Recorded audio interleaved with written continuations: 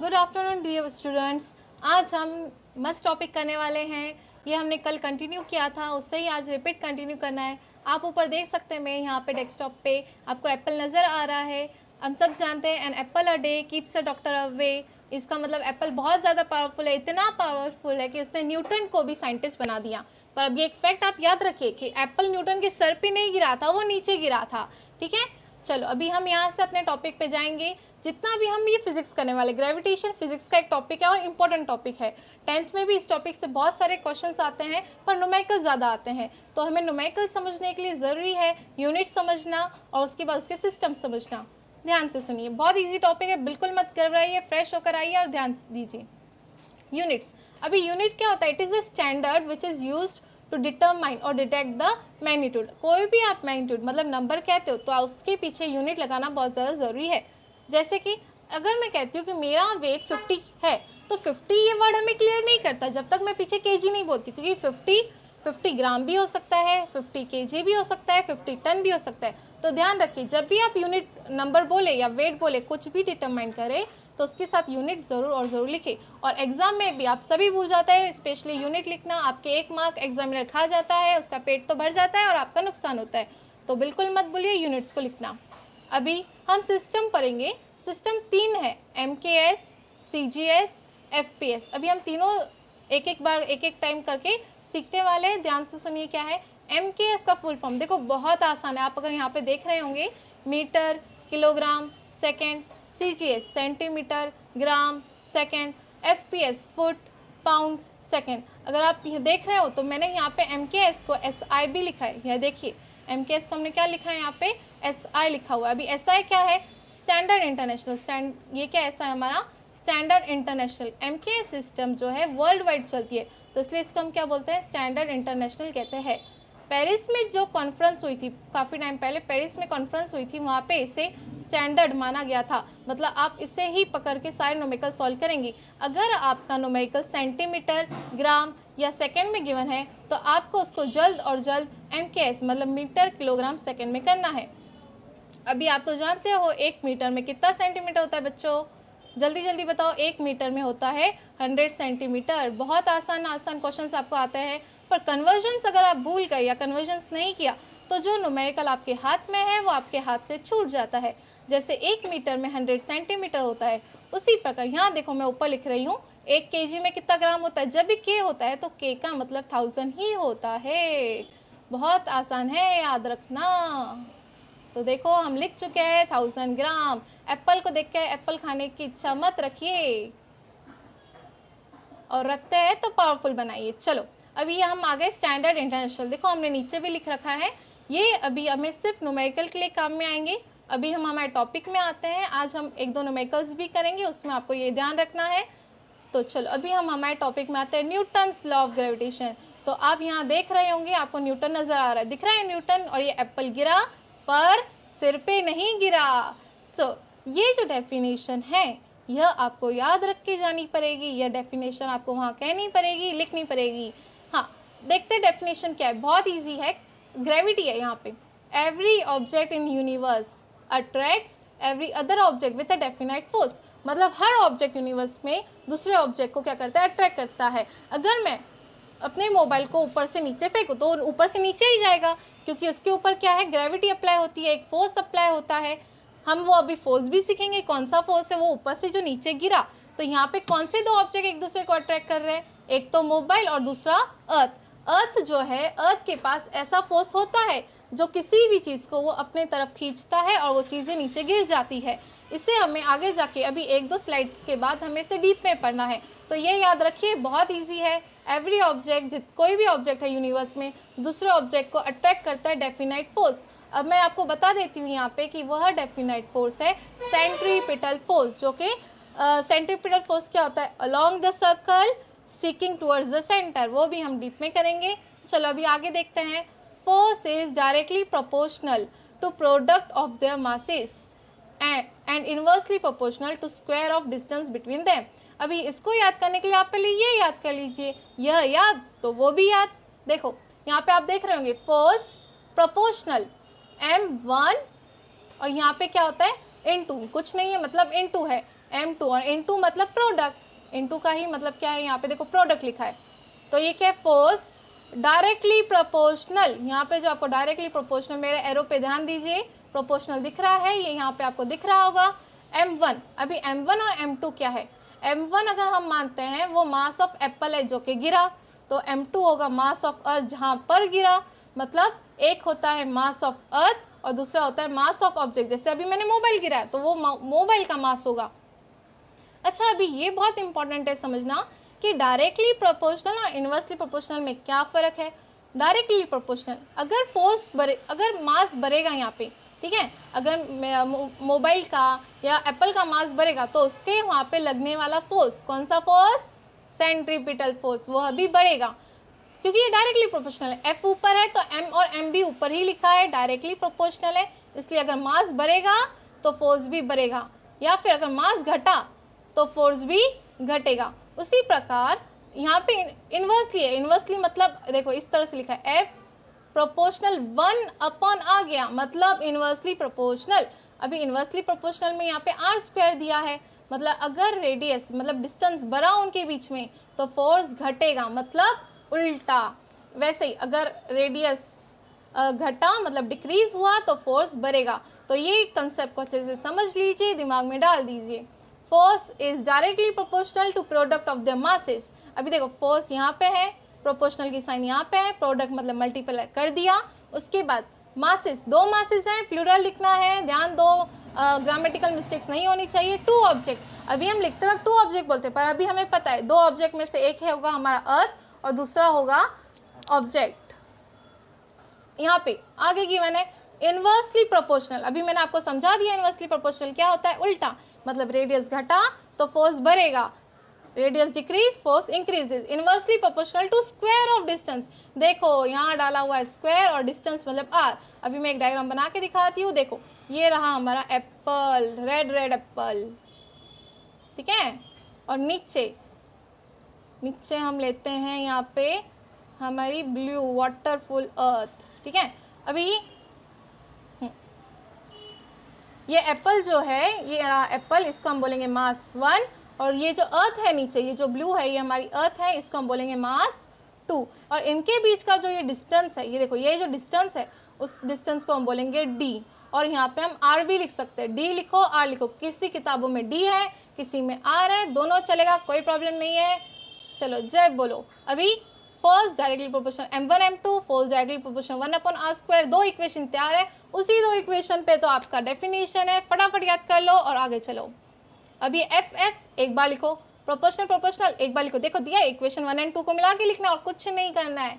m1 m2 ऊपर लिख लिया, r² नीचे है ना तो उसको नीचे ही लिखेंगे, जो m1 m2 ऊपर है ऊपर, r² नीचे तो नीचे। हाँ, अभी जब भी आप प्रोपोर्शनल ओपन करते हो तो वहाँ पे लगता है कांस्टेंट, वहाँ पे क्या लगता है कांस्टेंट। ये पूरा फिजिक्स का ही कंसेप्ट है कि सपोज अभी मैंने ले लिया एरिया किसी चीज को प्रोपोर्शनल है, तो जब भी आप ये प्रोपोर्शनल खोलते हो, या आपने रेजिस्टेंस में पढ़ा होगा ये कंसेप्ट, रेजिस्टेंस प्रोपोर्शनल है लेंथ को, तो जब भी आप प्रोपोर्शनल ओपन करते हो तो वहाँ पे क्या लगता है कांस्टेंट। तो ये तो कुछ ऐसे टॉपिक्स थे पुराने, अभी हमें मेन ये देखना है। फोर्स प्रोपोर्शनल ओपन किया तो जो कांस्टेंट लगा वो जी है, जी कैपिटल जी लिखना, स्मॉल जी मत लिखना, पूरा मीनिंग चेंज कर देगा आपका स्मॉल जी। और स्मॉल जी भी इस कंसेप्ट में आपको अंदर किताब में दिखेगा, पर स्मॉल जी और कैपिटल जी में क्या फ़र्क है, क्या डिफरेंस है, वो हम आगे जाके पढ़ेंगे, पर वो टॉपिक आपके एग्जाम में इतना नहीं है।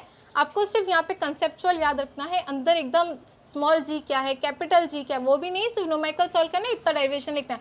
ये डेरिवेशन तो पक्का आने की बहुत ज़्यादा चांसेस है और ईजी है, क्योंकि न्यूटन्स लॉ ऑफ ग्रेविटेशन, हाँ न्यूटन के 3 मोशन के भी लॉ है, उसको इसके साथ कंफ्यूज मत करना ब्रेन में। न्यूटन 3 लॉ ऑफ मोशन था और यहाँ न्यूटन्स लॉ ऑफ ग्रेविटेशन अलग है, तो यहाँ पे आ गया आपका कैपिटल जी। अच्छा, अभी कैपिटल जी की भी क्या होती है, कोई ना कोई वैल्यू होती है, क्योंकि जैसे अभी मैं कहूँ पाई आपका कांस्टेंट है बच्चों, तो मैथमेटिक्स में पाई की वैल्यू भी होती है फिक्स, वो होती है 22/7। उसी तरह जी की भी वैल्यू फिक्स होती है, अभी तो इसे याद करना पड़ेगा। जी इक्वल्स टू 6.673 इंटू 10⁻⁻11, इसको भी यूनिट होती है, वो हम आगे लिखने वाले हैं। तो F equals to G M M upon R square, जहाँ पे जी की यूनिट कैसे आती है वो अभी हम आगे थोड़ी चल के सीखेंगे फटाफट। जी क्या है? G is the constant of proportionality and it is also called as universal gravitation constant. चलो अभी यहाँ पे देखो, ये जो दो नोट पे गिवन है ना, वो रीड करते हैं हम। क्या है? Mass is doubled, force between two object also double. अगर मास दुगना करोगे तो फोर्स भी दुगना होगा। देखो ऊपर देखते हैं, अगर हमने मास दुगना किया, ये मास को दुगना कर दो तो इधर का फोर्स भी क्या हो जाएगा? दुगना हो जाएगा। तो ये तो इजी है, जो मैंने समझा वही था, मास बढ़ाओ फोर्स भी बढ़ेगा। मास अगर आप 3 बार बढ़ाओगे तो फोर्स भी 3 बार इंक्रीज होगा। If you will increase the mass by 3 times, your force will increase by 3 times as same. अभी इसके साथ सेकंड पॉइंट जो गिवन है उसमें थोड़ा सा ट्विस्ट है, वो अगर आप वहां पे फॉर्मूला को देखोगे तो समझना बहुत आसान है। देखो क्या दिया है, if the distance is double, force decreases by factor of 4। पढ़ने में तो डिफिकल्ट लगा, अभी देखते हैं क्या है। अगर आप डिस्टेंस को डबल करते हो, चलो डिस्टेंस मतलब ये हमारा आर ना, अगर हम इसको डबल करते हैं तो फोर्स डिक्रीज होगा। अच्छा यहाँ पे डिक्रीज है, डिक्रीज क्यों? अगर आप आर डिक्रीज करोगे तो फोर्स क्या होता है? इंक्रीज होता है ना, बताया था इनवर्सली प्रोपोर्शनल है। तो अभी रेडियस मतलब डिस्टेंस को दुगना किया, तो दुगने के ऊपर क्या है? ऊपर देखो स्क्वायर है, दुगना मतलब 2, 2 का स्क्वायर 4, तो 4 किधर आ जाएगा? कितने में इंक्रीज होगा फिर फोर्स? 4 से इंक्रीज होगा। अगर आप रेडियस को 2 से डिक्रीज करोगे, 2 से डिक्रीज मतलब कितने से होगा फोर्स? 4 से इंक्रीज होगा। इस कंसेप्ट को ध्यान रखें, बहुत इजी है।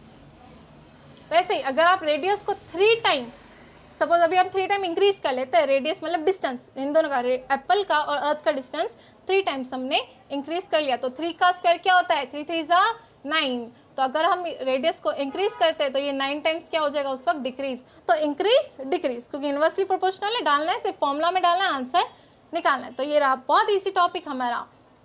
तो आया समझ में न्यूटन्स लॉ ऑफ ग्रेविटेशन? क्या लिखा? Force directly proportional m1 m2। उसके बाद लिखा force inversely proportional square of distance. Inversely proportional बोल के 1 अपॉन नहीं बोलना है, इनवर्सली का मतलब ही 1 अपॉन होता है। तो force inversely proportional R square, R square मतलब स्क्वायर ऑफ डिस्टेंस। उसके बाद उसको कंबाइन कर दो, प्रोपोर्शनल को ओपन कर दो, वहां पे जी डाल दो। जी क्या है? Gravitational constant. बहुत इजी है, हाँ वैल्यू तो याद रखनी पड़ेगी बच्चों। वैल्यू है 6.67 इंटू 10⁻⁻11 है। माइनस मत खा जाना, खाने में खाना खाना, गुलाब जामुन खाना, पर माइनस मत खाना। तो अभी हम आगे आगे चलते हैं, ये समझ में आया टॉपिक?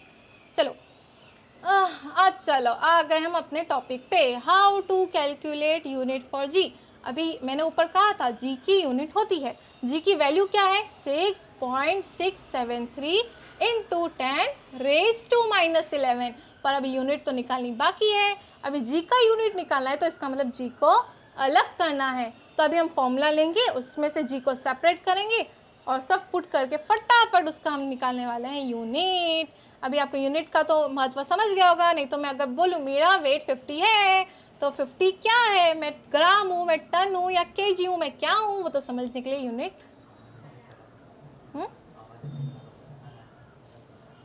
ठीक है, चलो अभी force equals Gm1m2 upon R square. तो फोर्स क्या है? Gm1 m2 upon R square. ये तो अभी अभी ऊपर पढ़ा ना। अभी यहाँ से हम जी को करेंगे सेपरेट, दिख रहा है ये जी, तो जी को यहीं रखना है, जी को कहीं पे भी घुमाने नहीं ले जाना है। तो ये यहाँ पे रहा फोर्स, ये आर स्क्वायर नीचे है ना डिवाइड में, तो उधर जाके क्या होगा? मल्टीप्लाई, और यहाँ पे m1 m2 मल्टीप्लाई है तो वहाँ जाके वो हो जाएगा डिवाइड। तो force equal Gm1 m2 upon R square, में से जी को यहाँ लिख लिया, आर स्क्वायर वहाँ चला गया, m1 m2 नीचे आ गया। अच्छा अभी फोर्स था, उसका जो यूनिट था वही न्यूटन था, तो फोर्स का जो यूनिट है वही क्या है? न्यूटन है। वैसे देखो फोर्स के बारे में थोड़ा मैं बताती हूँ। Force is equals to mass into acceleration. Mass का यूनिट क्या होता है? MKS में देखो मीटर किलोग्राम, किलोग्राम मतलब क्या? मास, और मास मतलब केजी। अच्छा एक्सेलरेशन है, एक्सेलरेशन पता होगा तो वो होता है change in velocity upon time. देखो यहाँ पे थोड़ा बताती हूँ, फटाफट ध्यान देना, दिमाग से सुनना, कान भी लगा के सुनना। ये तो कहोगे दीदी कान से सुना जाएगा, तो डिस्टेंस आता है मीटर में, वेलोसिटी आता है डिस्टेंस अपॉन टाइम। क्या होता है वेलोसिटी? Distance upon time. अभी डिस्टेंस तो हमने ऊपर क्या लिखा है, डिस्टेंस किस में मेजर करते हो? मीटर में ना, MKS सिस्टम बच्चा, स्टैंडर्ड इंटरनेशनल। तो मीटर अपॉन टाइम भी था ना वहाँ पे सेकंड में, देखो मीटर किलोग्राम सेकंड। मीटर होता है डिस्टेंस के लिए, किलोग्राम आपका वेट के लिए आएगा या मास के लिए आएगा, और टाइम के लिए आता है हमारा सेकंड। वैसे ही एक्सेलरेशन क्या होता है? अभी एक्सेलरेशन होता है चेंज इन वेलोसिटी, जिसको मैं यहाँ पे v लिख रही हूँ, अपॉन टाइम। ठीक है, अभी देखो v का क्या है, v की यूनिट अभी अभी हमने ऊपर निकाली ना, क्या है? मीटर अपॉन सेकेंड, वो लिख लो। v की यूनिट तो लिख ली मीटर अपॉन सेकेंड, और नीचे टाइम भी गिवन है, तो वेलोसिटी मीटर अपॉन सेकेंड तो लिख लिया, पर नीचे टाइम भी गिवन है, तो टाइम का एक और ऐसा आएगा। तो एक्सेलरेशन की यूनिट क्या आ गई? मीटर अपॉन सेकेंड का स्क्वायर। तो एक्सेलरेशन का लिखो यहाँ पे मीटर अपॉन सेकेंड स्क्वायर। यह भी लिख सकते हैं, ये भी सही है, और डायरेक्ट इससे भी सिंपल, सबसे सिंपल है, लिख दो न्यूटन। तो फोर्स का यूनिट क्या है? KG metre upon second square, जो कि हमने फॉर्मूला से निकाला, और उसका यूनिट है डायरेक्टली, बहुत सिंपल है, न्यूटन। ठीक है, बहुत सिंपल है, क्या है? न्यूटन। तो हमने फोर्स की जगह पे न्यूटन लिख दिया। अच्छा, ये रेडियस है, रेडियस मतलब उन दोनों के बीच का डिस्टेंस था ना। जैसे ये मोबाइल है, तो मोबाइल और अर्थ के बीच का जो डिस्टेंस था वो हमारा रेडियस था, वो हमारा डिस्टेंस था। तो डिस्टेंस तो हम मीटर में गिनते हैं, डिस्टेंस हो, रेडियस हो, लेंथ हो, इसको हम मीटर में गिनेंगे MK सिस्टम लगा के। तो लिख लिया यहाँ पे, अभी यहाँ पे स्क्वायर है तो मीटर का स्क्वायर हो गया। M1 M2, M मतलब मास, तो मास किसमें है? केजी। तो यहाँ पे कितना मास है? ए मास एक, मास दो, मतलब दो मास है ना, मास मोबाइल का, मास अर्थ का। तो दो मास के लिए केजी इंटू केजी, तो केजी इंटू केजी क्या हो गया? केजी स्क्वायर हो गया। सबसे इजी, देखो इसको याद रख के जाना। अगर आपने वहाँ पे सिर्फ 6.67 इंटू 10⁻11 लिखा तो वहाँ पे भी आपके आधे मार्क्स गए। साथ में क्या लिखना है? यूनिट। तो यूनिट इतना वहाँ पे मत निकालना, आपको सिर्फ इतना लिखना है, the value of capital G is equals to dash, इतना दे दिया, तो आपको उसमें वैल्यू लिखकर newton metre square upon KG square लिखना है। टेक्स्ट बुक में ना थोड़ा यहाँ पे कंफ्यूज करते हैं, वो देखो अभी क्या कंफ्यूज करते हैं आपको, वही चीज़ कैसे लिखते हैं। चलो देखो यहाँ पे मैं लिख के दिखा रही हूँ, आप नीचे ब्लैक पे देखो। अभी हमने तो नया पेन ले लिया, न्यूटन मीटर स्क्वायर। ठीक है, अब बोलोगे दीदी सेम है। अभी देखो मैं क्या कर रही हूँ, केजी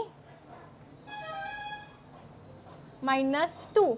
और ये हमने इंडाइसिस में पढ़ा था मैथमेटिक्स में, लोअर क्लासेस में, कि newton metre square upon KG square. यहाँ पे पॉजिटिव है ना, यहाँ पे कुछ नहीं, मतलब पॉजिटिव है। इस पॉजिटिव को अगर हम ऊपर ले जाए तो नेगेटिव हो जाएगा, तो बेटर है आप नीचे ही लिखो। अगर टेक्स्ट बुक में ऐसा लिखा है तो बिल्कुल कंफ्यूज नहीं होना है, newton metre square upon KG square या KG -2, it is one and the same. अभी हमारी जो वैल्यू ऑफ जी है, ये एक्सपेरिमेंटली किसने बताई थी? Henry Cavendish. नाम में आप, ये अब तक तो पूछा नहीं गया है, एग्जाम्स में पूछा नहीं गया है, जो इंपॉर्टेंट है मैंने आपको बता दिया। बच्चा डेरिवेशन करो, वैल्यू ऑफ जी याद रखो, उसका यूनिट याद रखो, बहुत है। ये हेनरी कैवेंडिश अगर आप एंट्रेंस एग्जाम देते हो इसके बाद तो आपको काम आएगा, नहीं तो नहीं, अब तक तो नहीं, पर एज ठीक है फैक्ट्स के हिसाब से याद रखो कि वैल्यू ऑफ जी किसने दिया है? हेनरी कैवेंडिश ने दिया है। तो यहाँ पे हमारा एक टॉपिक कंप्लीट होता है, बहुत सिंपल टॉपिक था। न्यू टॉपिक में जाने वाले हैं, पानी पी लीजिए। चलो चलो आते हैं, uniform circular motion, magnitude of centripetal force. मैंने ऊपर बात की थी, every object in universe attracts every other object with a definite force. अभी मैं बताऊंगी वो डेफिनेट फोर्स को कहते क्या है। वो डेफिनेट फोर्स है आपका सेंट्रीपिटल फोर्स। अब वो सेंट्रीपिटल फोर्स की डेफिनेशन भी आ सकती है। ये टॉपिक में मेन आपको सेंट्रीपिटल फोर्स की डेफिनेशन, जिसको मैंने डबल अंडरलाइन किया है, वही इंपॉर्टेंट है, वही अच्छे से याद रख के जानी है। बाकी नीचे कंसेप्चुअल है, मतलब एक दो कंसेप्ट गिवन है उसके ऊपर, और हम वो समझेंगे। अभी पहले ये डायग्राम देखो, ये डायग्राम में क्या है हम पहले वो समझते हैं, फिर हम हमारे टॉपिक पे जाएंगे ताकि वो हमें और अच्छे से और इंटरेस्टिंग वे में समझ में आए। बीच में हमारे सूरज जी है, सूरज जी सन, ठीक है, उसके ऊपर है अर्थ, और अर्थ के आजू बाजू कौन रिवॉल्व हो रहा है? मून रिवॉल्व हो रहा है। ठीक है, ठीक है, तो इस सन के आजू बाजू क्या रिवॉल्व होता है? प्लैनेट्स। सन के आजू बाजू क्या रिवॉल्व होंगे? आपके प्लैनेट्स रिवॉल्व होंगे। उसमें एक प्लैनेट है हमारा अर्थ, और अर्थ के आजू बाजू कौन रिवॉल्व होता है? मून रिवॉल्व होता है। तो moon revolves around the earth. अभी इसमें क्या है, जो सन है वो सबको अपनी तरफ खींचता है, और अपने ही आजू बाजू घूमने तक की क्षमता देता है, उसे हम सेंट्रीपिटल फोर्स बोलते हैं। वो जो खींचने की क्षमता है वो फोर्स है, उसको आप सेंट्रीपिटल फोर्स कहेंगे। और वैसे ही अर्थ अपनी तरफ किसको खींचता है, मून को खींचता है, और उसी तरह से वो उसी ऑर्बिट में घूमता रहता है। अभी ये आपको यहाँ पे रीड करना है, देखो। Force acts on any object moving along a circle and directed towards the center. वो फोर्स जो किसी भी ऑब्जेक्ट पे, तो अभी हम मानते हैं वो फोर्स मून पे लगा है, ठीक है, तो मून पे लगा है तो मून आजू बाजू रिवॉल्व कर रहा है, अर्थ के रिवॉल्व कर रहा है बेटा, तो मून आजू बाजू रिवॉल्व तो कर रहा है, पर सीकिंग टुवर्ड सेंटर, मतलब उसका ये क्या है, उसको कौन नीचे खींच रहा है अपनी तरफ, अर्थ। अर्थ का जो फोर्स है उसे अपनी तरफ खींच के रखता है, उसे कहीं बाहर जाने नहीं देता, सिस्टम सोलर सिस्टम से बाहर जाने नहीं देता, तो वही फोर्स क्या होता है, centripetal force. It is also called as centre seeking. ये हमने डेफिनेशन पहले भी याद की है, वापिस याद कर लो, भूलना मत, एग्जाम तक Newton's law of gravitation, centripetal force, दोनों में से एक डेफिनेशन तो आएगी। अब नीचे क्या पॉइंट्स लिखे हैं, देखो। Moon is a natural satellite revolves around the earth with in a definite orbit. देखो मून जो है नेचुरल सैटेलाइट है, अपने ही ऑर्बिट में घूम रहा है, किसी और के ऑर्बिट में नहीं है, अपने ही ऑर्बिट में घूम रहा है अर्थ के आजू बाजू, ठीक है। उसकी जो डायरेक्शन है एज वेल एज जो स्पीड है वो चेंज होती है ड्यूरिंग द मोशन, मतलब जब वो रिवॉल्व करेगा तो उसकी डायरेक्शन, मतलब कभी यहाँ से यहाँ जाएगा, यहाँ से यहाँ, यहाँ से, और जो उसकी स्पीड है, रफ्तार है, वो उसकी चेंज होती रहेगी। अभी नेक्स्ट पॉइंट पे क्या गिवन है, नेक्स्ट पॉइंट जो मैंने कहा ना वो नेक्स्ट पॉइंट में गिवन है, वो मेन है नेक्स्ट पॉइंट यहाँ पे। There must be a force, कोई तो कोई फोर्स वहाँ होगा, which is exerted on moon by the earth, जो मून पर है अर्थ द्वारा, मतलब कोई ना कोई फोर्स है जो अर्थ मून को देती है ताकि वो उसकी तरफ क्या रहे, which attracts the moon towards itself मतलब earth. Similarly sun must be attracting the planets including the earth towards itself. उसी प्रकार से जिस प्रकार से अर्थ मून को अपनी तरफ खींच के रखती है, सन बाकी प्लैनेट्स को भी और साथ में अर्थ को भी अपनी तरफ खींच के रखता है, किसके द्वारा, एक फोर्स के द्वारा। पूरा खेल यहाँ पे सिर्फ बार बार एक फोर्स ही कहा गया है, फोर्स का नाम तो अब तक याद ही हो गया होगा, सेंट्रीपिटल फोर्स। अच्छा सेंट्रीपिटल फोर्स तो मैंने बता दिया, तो उसकी कोई फॉर्मूला भी होगी क्योंकि फिजिक्स पर है, बिना फॉर्मूला बिना न्यूमेरिकल तो फिजिक्स है ही नहीं, तो अभी हम उसकी फॉर्मूला लिखेंगे, ठीक है। अभी हम लिखते हैं फॉर्मूला,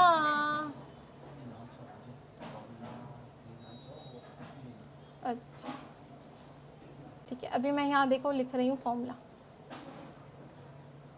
फोर्स सेंट्रीपिटल फोर्स है, हाँ ये हमने जो ऊपर पढ़ा था वो फोर्स ड्यू टू ग्रेविटेशन था, उस फोर्स में इस फोर्स में डिफरेंस है। फोर्स इज इक्वल्स टू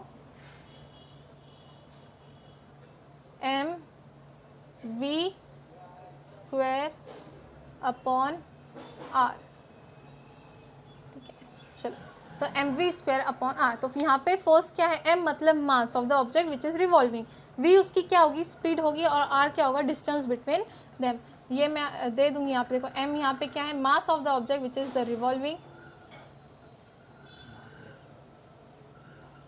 ठीक है, वी आएगी वेलोसिटी और आर आएगा आपका डिस्टेंस। ये हम ऊपर ले चुके हैं, बहुत इजी। अभी आगे देखो, मैंने वापस कह रही हूँ, ये वाला फोर्स और पहले वाला फोर्स, वो जो फोर्स था G M M upon R square, वह अलग है, वो फोर्स ड्यू टू ग्रेविटी है, और ये फोर्स सेंट्रीपिटल फोर्स का है। दोनों में कंफ्यूज मत होना, दोनों एफ से ही है, पर दोनों में डिफरेंस है। F equals to M V square upon R. तो ठीक है, अभी मैं समझती हूँ ये टॉपिक समझ में आ गया हो। अच्छा इसमें से कितना याद रखोगे, सेंट्रीपिटल फोर्स की डेफिनेशन याद रख लो, और ये जो थर्ड पॉइंट है ना ये इंपॉर्टेंट है, थर्ड पॉइंट लिख लो, मतलब आपको थोड़ा बड़ा चढ़ा के लिखना पड़ता है, वहाँ पे सिर्फ इतना दे दोगे, 2 मार्क का है तो कम से कम 2-3 पॉइंट तो चाहिए हमें। यूनिफॉर्म सर्कुलर मोशन, रिवॉल्व हो रहा है, सेंट्रीपिटल फोर्स मतलब बीच की तरफ वो अट्रैक्टेड है। आगे डायग्राम समझ में अच्छे से, हाँ अभी तो बहुत लंबा डेरिवेशन है, हाँ बहुत लंबा डेरिवेशन है, अभी ध्यान दो, ठीक है। अभी आप ऊपर देख रहे हैं लिखा है speed distance upon time. Speed कौन सी क्वांटिटी है बताओ जल्दी जल्दी, स्पीड है स्केलर क्वांटिटी, स्पीड है हमारी स्केलर क्वांटिटी। स्केलर क्वांटिटी का मतलब भी पता होना चाहिए, स्केलर क्वांटिटी मतलब जिसको सिर्फ और सिर्फ मैग्नीट्यूड हो, ठीक है, ये हमने लास्ट लेक्चर्स में किया है। डिस्टेंस अपॉन टाइम, अभी स्पीड को डिनोट किया गया वी से, डिस्टेंस अभी यहाँ पे 2πr क्यों लिया है, जो हम ले रहे हैं यहाँ पे इक्लिप्स फॉर्म में ले रहे हैं, सर्कल फॉर्म में, तो वो जो सर्कल का ये होता है सर्कमफ्रेंस, वो कितना होता है 2πr, टाइम का क्या लिया टी, बहुत ईजी है, कुछ भी याद नहीं है, 2πr अपॉन टी। हाँ ये देखो इसको हम पॉइंट वाइज लेते जाएगा, पहला ये पॉइंट हमें लिखना है। दूसरा पॉइंट क्या है यहाँ पे, force is equals to M V square upon R. तो ये फोर्स कौन सा है, ये है सेंट्रीपिटल फोर्स। अभी अभी ऊपर लिखा था हमने force is equal to mv²/r। तो अब यहाँ अभी v है ना, देखो यहाँ पे आपने निकाल रखा है ऊपर v, मैं सर्कल कर रही हूँ, ये जो v निकाल रखा है ये v हमें इधर पुट करना है। तो अब मैंने देखो पुट कर दिया 2πr/t और होल ब्रैकेट स्क्वायर, क्या है वहाँ पे होल ब्रैकेट स्क्वायर है, तो हमने वहाँ पे होल ब्रैकेट स्क्वायर रखा है और नीचे r रखा है, ठीक है। तो अभी क्या होगा यहाँ पे m वैसे का वैसे ही रहा, 2 का स्क्वायर 4, पाई का स्क्वायर पाई स्क्वायर, r का स्क्वायर r स्क्वायर, t का स्क्वायर नीचे आ गया और r नीचे का नीचे ही है। देखो यहाँ पे ज़रा थोड़ी गलतियाँ क्या होती है, ये a है ये b है, यहाँ पे जो मेन डिवीजन है ना वो ये है मेन डिवीजन, ये देखो ये मेन डिवीजन है, मेन डिवीजन ये है अपॉन c, ठीक है। इसको ना आप इस फॉर्म में भी लिख सकते हो, जो मेन डिवीजन है उसको देखो हम किस फॉर्म में लिखते हैं, ये मेन डिवीजन है हमारा, इसको हम इस फॉर्म में लिखते हैं। ये क्यों समझा रही हूँ, यहाँ गलती क्या होती है वो मैं बताऊंगी अभी। तो a/b वैसे ही लिख लिया। डिवाइड को जब आप इनटू करते हो, डिवाइड को जब हम इनटू करते हैं तो c का हो जाता है 1/c। तो c और b नज़दीक आ गए ना आपस में, तो वैसे ही t और r आपस में देखो ऐसे आ गए। नहीं तो बच्चे क्या करते हैं, यहाँ पे r को ऊपर लेके जाते हैं, t को नीचे रहने देते, कहते हैं दीदी numerator to denominator to the denominator goes to numerator. पर ये कंसेप्ट में थोड़ा आप गलती करते हो, आप ये नहीं देखते हो मेन डिनोमिनेटर कौन सा है। तो सबसे पहले ये देखो ये रहा आपका main denominator. Let me change the pen, it will help you to understand मोर।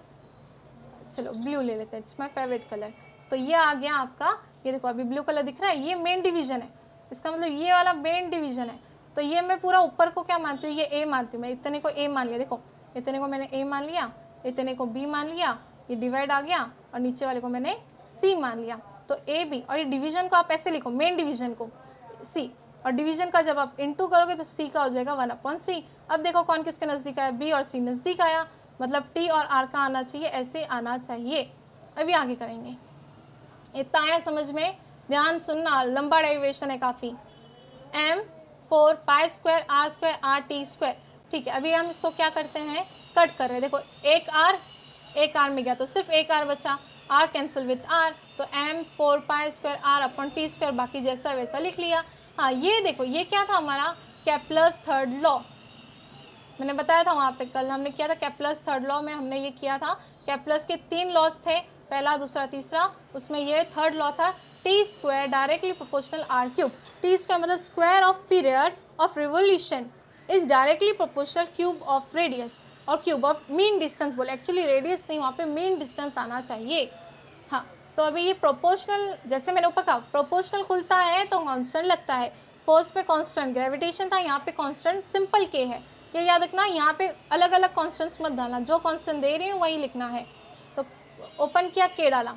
अब ये आर क्यूब क्या है यहाँ पे, अगर हमें के अकेला चाहिए तो आर क्यूब इनटू में है, वो कहाँ जाएगा आपका, नीचे चला जाएगा, आ गया नीचे, देखो ये अभी आ गया आपका नीचे। अभी हम इसका क्या करेंगे वो मैं बताती हूँ, मल्टीप्लाई बाय आर स्क्वायर, इसका मतलब ये जो है ना ये आर स्क्वायर है, multiply by R square to numerator and denominator, मतलब ये वाली जो इक्वेशन आपको दिख रही है, ये वाली जो इक्वेशन दिख रही है ना ग्रीन वाली, हाँ ये इस ग्रीन वाली इक्वेशन को आर स्क्वायर से ऊपर और नीचे मतलब न्यूमरेटर डिनोमिनेटर मल्टीप्लाई करना है। क्यों करना है वो बता रही हूँ। देखो यहाँ पे क्या आया है आपका, आर क्यूब आया है, ठीक है। ये देखो ये जो अभी ग्रीन कर रही हूँ मैं, ये आपका आया है आर क्यूब, और यहाँ पे क्या है आपका, सिर्फ आर है, यहाँ पे आपका सिर्फ आर है, और यहाँ पे आर क्यूब की आपको चाहिए। तो आप आर क्यूब कैसे लोगे, आर है तो आप आर स्क्वायर मल्टीप्लाई कर दो ना यहाँ पे, अगर यहाँ पे आर स्क्वायर मल्टीप्लाई कर दिया तो वो आर क्यूब हो जाएगा।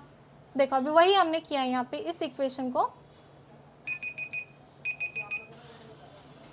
Force equal m4 pi square r, तो ये इतना पहले से था, अभी r स्क्वायर यहाँ पे, ये इतना r स्क्वायर, ये इतना r स्क्वायर हम ले आए। अभी r स्क्वायर और r कितना होता है आपका, r क्यूब होता है, नीचे वैसे का वैसे ही रहेगा। हाँ अभी हमने पीछे क्या लिखा था, t square equals to K R cube, जिसमें k की वैल्यू आई थी हमारी t square upon R cube. अगर मैं इसको उल्टा लिखूं तो आर क्यूब ऊपर और टी स्क्वायर नीचे लिखूं तो R cube upon T square equal 1/k, ठीक है। तो देखो यहाँ पे आया है आपका, ये देखो यहाँ पे ऊपर है आर क्यूब, नीचे आ गया यहाँ पे टी का स्क्वायर, तो R cube upon T square, यहाँ पे क्या लिखा 1 अपॉन के, दिख रहा है ऐसा 1 अपॉन के लिख लिया है, हो गया। अभी यहाँ पे 1 अपॉन के तो लिख लिया, यहाँ तक मेन था। अभी आगे क्या है, m मतलब मास, वो कांस्टेंट है, 4 वैल्यू है वो भी कांस्टेंट है, पाई की वैल्यू पता होती है वो भी कांस्टेंट है, k गिवन है वो भी वैल्यू होती है वो भी कांस्टेंट है। तो अभी फिर क्या क्या बचा, ये कांस्टेंट, जो जो कांस्टेंट है मैं उसको कैंसिल करती हूँ, आप एग्जाम में कैंसिल मत करना, मैं सिर्फ समझाने के लिए कर रही हूँ। देखो ये m कांस्टेंट, 4 कांस्टेंट, पाई कांस्टेंट, k कांस्टेंट, तो सब कांस्टेंट को हटा के डायरेक्ट प्रोपोर्शनल की साइन डाल दो और आर स्क्वायर वैसे का वैसे ही रहेगा यहाँ पे आपका। अभी इतना पूरा कर लिया, एक बात याद रखो, ये पूरा डेरिवेशन एग्जाम में नहीं आने वाला, तो इंजॉय रखो, बिल्कुल मत डरो, ये एग्जाम में आने ही नहीं वाला, बिल्कुल नहीं आएगा। लेकिन इसमें से ना सिर्फ जो याद रखना है वो बता देती हूँ, उतना ही याद रख के जाओ, बाकी ये पूरा नहीं आने वाला है। तो जितना भी टेंशन लिया हो, माइंड में आया हो, ठंडे हो जाओ। हाँ, तो ये देखो मैंने यहाँ पे रेक्टेंगल करके रखा था, इसीलिए करके रखा था कि सिर्फ इतना वैल्यू याद करके जाओ, ये आपको फॉर्मूला के ऊपर न्यूमेरिकल देंगे, m की वैल्यू, पाई की वैल्यू, k की वैल्यू, r की वैल्यू दे देंगे, फोर्स निकालना है। तो समझा, इतना पूरा पढ़ लिया, नहीं आएगा तो जो आएगा वो इतना ब्रैकेट में, और ये नीचे का इतना सा याद रखो, ये तो हो ही जाएगा। अगर आपने ऊपर याद रखा तो ये बहुत ईजी है, इसमें कुछ भी हार्ड नहीं था। हाँ, तो जैसे मैंने स्टार्टिंग में कहा कि हमें न्यूमेरिकल करना है, तो इसके लिए आपको क्या चाहिए, ऊपर MKS सिस्टम, CGS सिस्टम, ये सब सिस्टम्स पता होने चाहिए। किसी भी डायरेक्ट आप क्या करते हो, जैसा न्यूमेरिकल है फॉर्मूला लेते हो, पुट करके आ जाते हो, मार्क्स भी चले जाते हैं। ध्यान देना, अगर कोई कन्वर्जन है ना, फटाफट कन्वर्जन करो, क्योंकि आपके लेवल में 10th लेवल में बहुत ही ईजी कन्वर्जन आएंगे, बिल्कुल भी हार्ड नहीं आएंगे, बहुत ईजी आएंगे, सिर्फ 1 या मीटर kg में ही चेंजेस होंगे। देखो अभी महेंद्र और विराट है, चलो बैटिंग करेंगे, महेंद्र और Virat are sitting at distance of 1 metre from each other, तो कितना डिस्टेंस है, अच्छा मैं इधर लिखते जाती हूँ, तो आपको ईजी होगा समझने में। हाँ चलो वापस मेरी फेवरेट पेन लेंगे। हाँ, तो अभी क्या कहा मैंने, 1 मीटर डिस्टेंस था, तो जैसे गिवन हो ना वैसे वैसे यहाँ पे लिखते जाना चाहिए। पहले गिवन डाटा लिखना एग्जाम में, डिस्टेंस इज इक्वल्स टू 1, क्या गिवन है, यूनिट आप क्या करोगे, सिर्फ 1 लिख के आते हो, ऐसा मत करो, 1 मीटर लिखो वहाँ पे गिवन में भी, फ्रॉम ईच अदर, जो इंपॉर्टेंट है वो लिखेंगे। मासेस मतलब 2 मास, एक मास है 75 kg, दूसरा 80 kg, तो हम लिखते हैं मास 1, मास 1 है हमारा 75 kg। हाँ, साथ में हमारा मास 2 भी गिवन है, देखो वहाँ पे मासेस है ना, 2 मासेस है, फिर 2 मासेस में से सेकंड मास है आपका 80 kg। यूनिट्स लिखना मत भूलना, वापस वापस कह रही हूँ मैं, यूनिट बहुत इंपॉर्टेंट है, ठीक है। हाँ, व्हाट इज ग्रेविटेशनल फोर्स, देखो ग्रेविटेशनल फोर्स बनाना मतलब F equals to m1 m2 upon r square या d स्क्वायर, आपको d भी दे सकते हैं r भी दे सकते हैं, इसमें कंफ्यूज मत रखना अपने आपको। ग्रेविटेशनल फोर्स बोला है निकालने के लिए, मतलब F निकालना है, तो F निकालना है, हम F की फॉर्मूला डालेंगे m1, हाँ इधर पहले g भी लिखोगे, g F equal g m1 m2 upon D square लिखो या आर स्क्वायर लिखो, आपके मन की इच्छा। अच्छा अभी हम देखते हैं हमारा MKS सिस्टम चल रहा है कि यहाँ पे, देखो मैंने मस्त बीच में लिख लिया MKS, M फॉर मीटर, ये है मीटर में, no problem, K for kg, दोनों kg में, अगेन नो प्रॉब्लम, मतलब यहाँ पे तो सिंपल पुट करना है, यहाँ पे टेंशन ही नहीं, पर चेक जरूर करना है, बिना चेक करके आगे नहीं जाना है, ठीक है। अभी हम क्या करना है, फिर सिर्फ पुटिंग का काम है, कुछ नहीं। जी की वैल्यू नहीं देंगे ना, क्योंकि जी की वैल्यू तो आपको याद रख के जानी हो, कोई भी नहीं देगा जी की वैल्यू, अगर दिया तो समझना किस्मत खुली हुई है।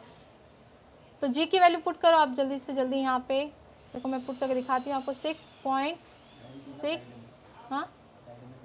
हाँ 73 इंटू 10 रेज टू, बच्चा माइनस बोला था मैंने, मत भूलना, -11। अच्छा 2 मास है ना, तो पहला मास 75, दूसरा 80 है, हम इसे थोड़ा नीचे लेना चाहिए था, थोड़ा नीचे लेते, रुको यहाँ पे कितने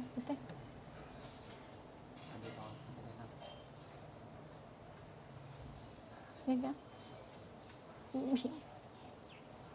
रुको रुको 1 मिनट रुकिए, चलो ये हम देखो मस्त रबर है इनका,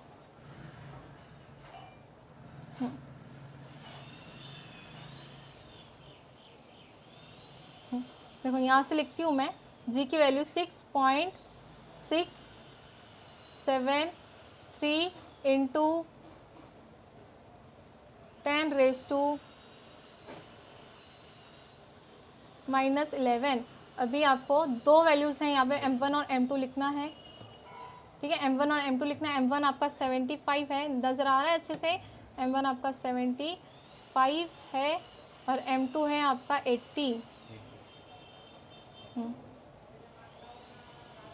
ठीक है, अपॉन, अभी अपॉन क्या है, डी स्क्वायर, तो डी की वैल्यू 1 गिवन है, तो 1 का स्क्वायर 1 होता है, तो नीचे कोई प्रॉब्लम नहीं है। अभी यहाँ पे आपको करना क्या है वो ध्यान से सुनना। ये जो 6.673 है और 75 और 80 है, इसको मल्टीप्लाई करना है आपको और वो वैल्यू आपको यहाँ पे लिखनी है।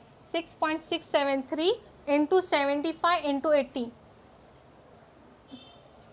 उसकी वैल्यू निकालिए फटाफट, सॉल्व करना है। वहाँ पे आपको कैलकुलेटर नहीं देंगे, तो अभी भी नोटबुक में सॉल्व करो। 1 square is 1, there is nothing problem. और आंसर हम 10⁻11, उसको वैसे ही लिखो, उसमें बिल्कुल भी प्रॉब्लम मत लो, उसको वैसे ही लिखो। और 1 का स्क्वायर भी लिखना। अभी यहाँ पे आपको इंपॉर्टेंट है यूनिट लिखना। अभी आपका जो आंसर आएगा वो आएगा 40,038। ठीक है, सॉल्व करना। साथ में फोर्स है तो बच्चा यूनिट मत भूलना, फोर्स का यूनिट न्यूटन होता है। फोर्स का क्या यूनिट होता है, न्यूटन होता है, वो हमें आखिरी में लिखना है। यहाँ पे हमारा सम सॉल्व। अभी हम इस सम को ना यहाँ से चेक करेंगे। आप कहोगे दीदी यहाँ पे 4 पॉइंट है, तो यहाँ पे -7 भी है ना, तो उन्होंने क्या किया, ये पॉइंट ऐसे शिफ्ट किया, 1 2 3 4 शिफ्ट किया है, तो 11 में से 4 माइनस करोगे तो बराबर आपका यही वैल्यू आएगा। आप यह वैल्यू निकालें या यह वैल्यू निकालें, दोनों की दोनों एकदम सही रहेगी, आपको पूरे मार्क्स मिलेंगे। पर यूनिट मत भूलना। अभी हम इसके यहाँ से कल वापस कंटिन्यू करेंगे, पर यह पूरा पढ़ना, ज़रूर पढ़ना और अच्छे से पढ़ना। कल हम इसी लेक्चर को आगे कंटिन्यू करेंगे। Thank you.